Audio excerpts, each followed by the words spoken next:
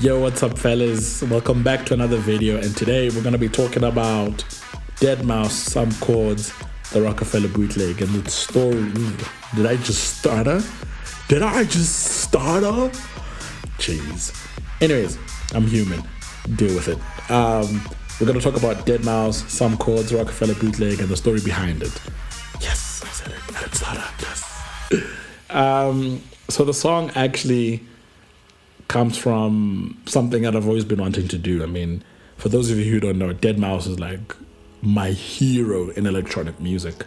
Like, he's the first point of reference when the discussion of goats comes along and electronic music pioneers. Like, he is, for me, he is him. He is the guy.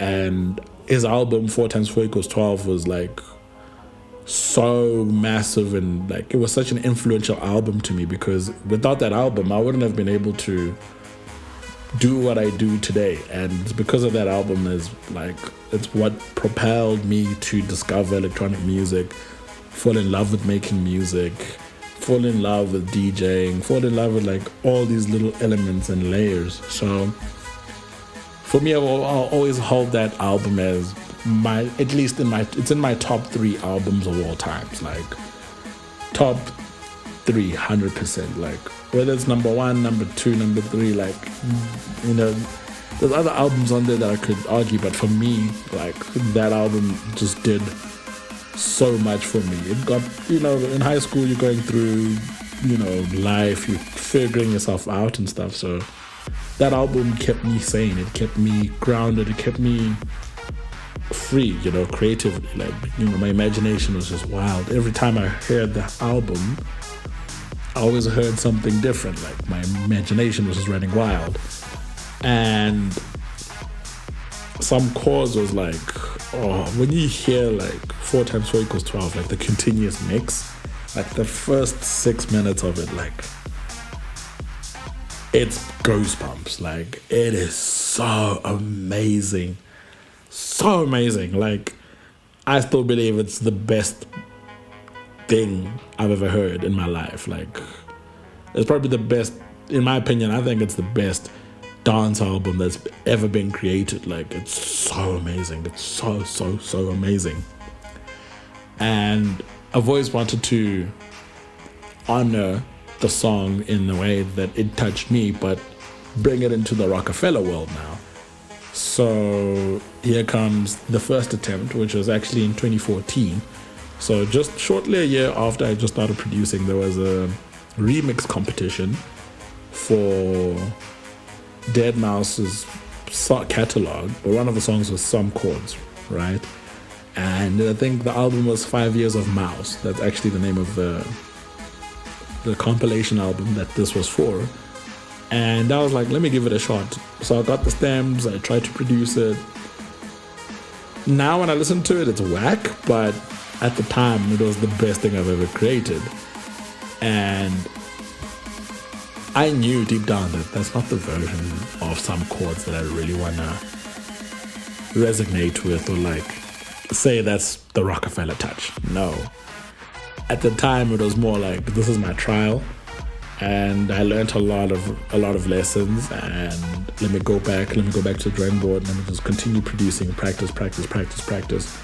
I mean, I must have made, I think right now I must have started at least over 400 like projects. And out of those 400 projects, I think I've only finished about 30 of them.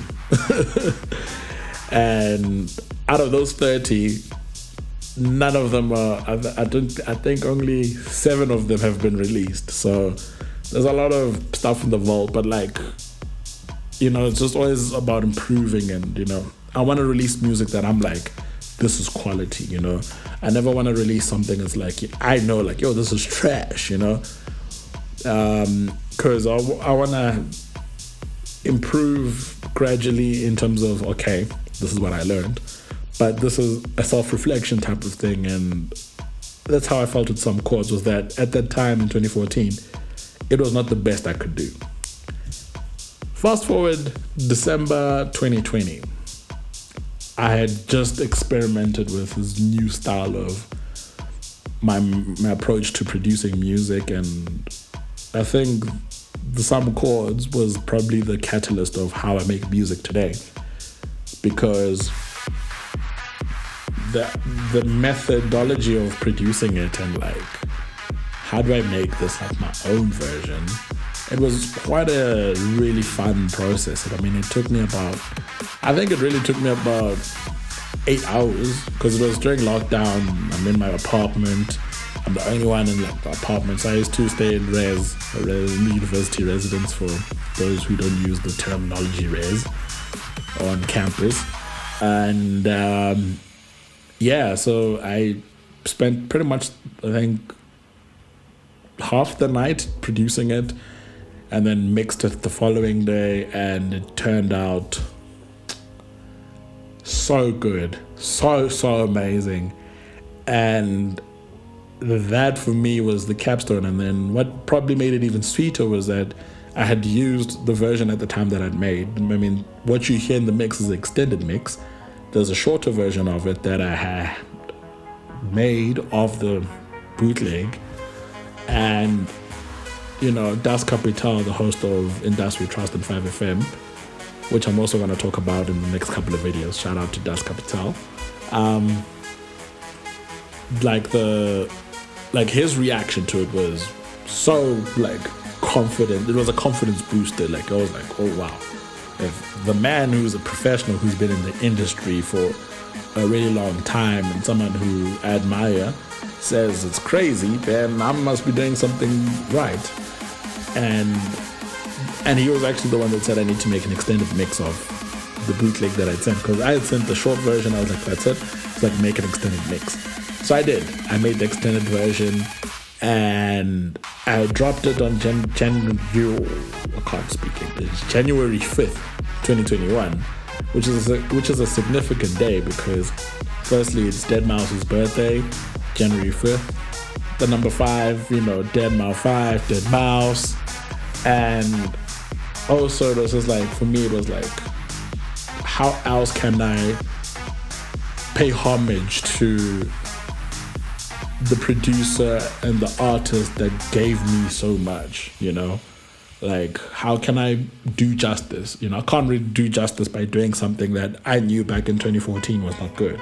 Like, it wasn't good. Like, it was good for what I was making at the time, but it was definitely not like top tier. Like, it doesn't make you go, oh, all right.